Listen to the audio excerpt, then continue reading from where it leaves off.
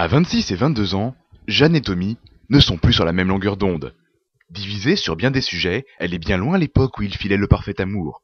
Aujourd'hui, ils vivent tous deux un véritable cauchemar.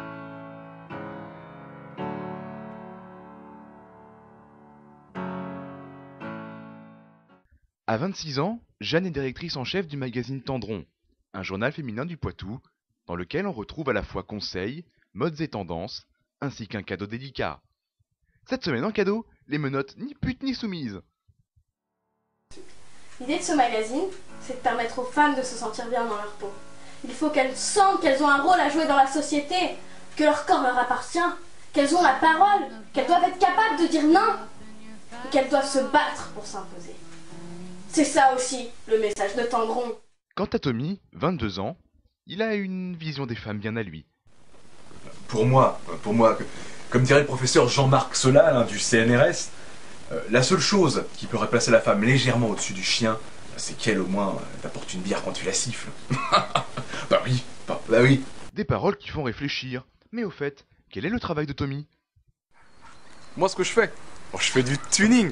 Je fais du tuning de burqa.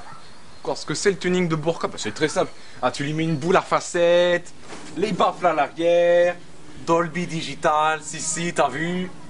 Et le meilleur pour la fin, pour savoir laquelle c'est ta femme. Tweet.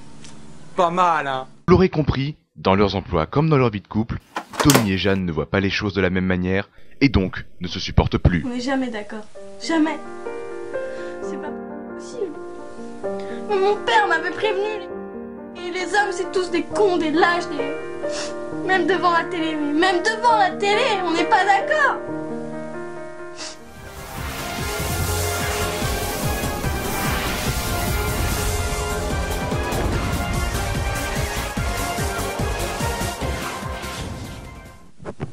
« 25 000 €. Quel vêtement féminin a été élu tendance de l'année 2012? Est-ce A. La jupe, B. La robe, C. Le scarpa ou D. Le jean? La burqa. C'est la burqa. Ils sont cons. La burqa. Je veux dire, Putain, arrête de t'énerver, c'est même pas marqué. Ouais, mais c'est mon dernier mot, Jean-Pierre. Et non, la réponse était la burqa. Ah, tu vois? Il faut toujours que t'aies raison, toi aussi, j'en ai marre. Cette scène étant d'une rare violence, nous offrons à la place cette petite vidéo. Qu'est-ce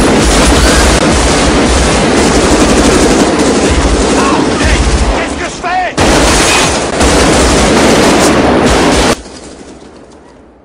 Mais il arrive quand même qu'on puisse apercevoir, entre 2 coups de gueule et 3 coups de trick, quelques scènes de tendresse dans ce couple. Tu m'aimes? Évidemment, je t'aime. C'est vrai? Bah oui, je t'aime plus que tout, ma chérie, et tu le sais. Je reviens pas là. D'ailleurs, tu penses pas qu'il serait temps qu'on ait un enfant, tous les deux? Ensemble. Pour une fois. T'es sérieux? Oui, enfin, je comprends, c'est un peu soudain comme demande, je comprends que tu dises non, mais je pense que pour notre couple et pour notre histoire, on en sortirait grandi, et puis on lui apporterait du bonheur, on lui apporterait tellement de choses. Mais oui, ça serait génial. C'est vrai? Il s'appellerait... Jérémy, Landy, Marie, Mouloud. Attends, tu peux parler moins fort, s'il te plaît? J'arrive pas à entendre ce qu'elle dit. Merci.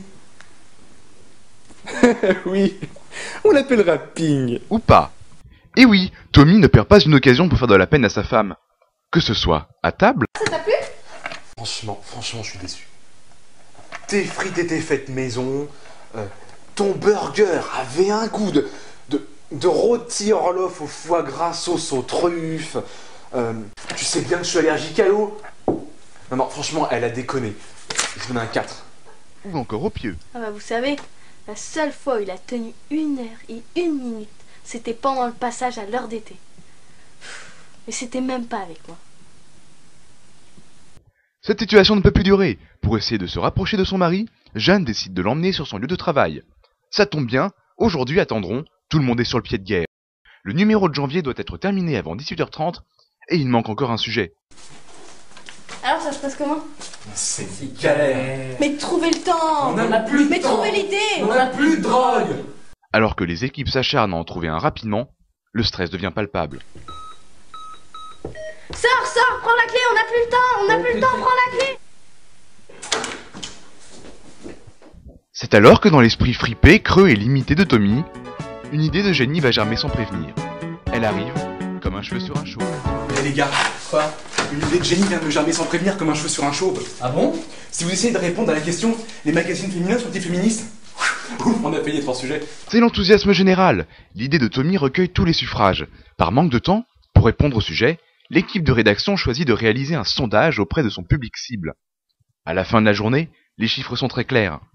25% des personnes interrogées dans la rue ont répondu oui, 73% des personnes interrogées dans un parc ont répondu non, et 100% des personnes interrogées sur la croisière Costa ont répondu ah. Les résultats parlent d'eux-mêmes. Dans les deux premiers cas, près de 75% des personnes interrogées considèrent les journaux féminins comme n'étant absolument pas féministes. Pour Jeanne, c'est un coup dur. Les valeurs qu'elle essaye de faire passer à travers les pages de son magazine ne semblent pas avoir été perçues. C'est comme ça? C'est que je me suis pas assez imposée en tant que femme alors? Mais croyez-moi, les choses vont changer. Oh oui, elles vont changer.